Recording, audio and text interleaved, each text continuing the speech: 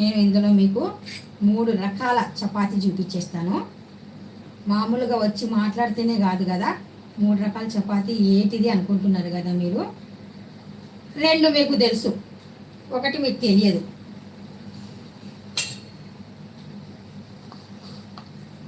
ఇప్పుడు ఇలా ఉంది కదా, 3 చపాతీలు డిజైన్స్.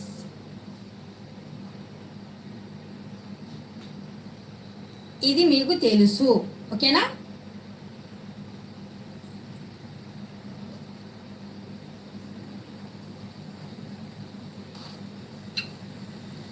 ఇంకొకటి చూపిస్తాను, ఇది అయిపోయిన వెంటనే.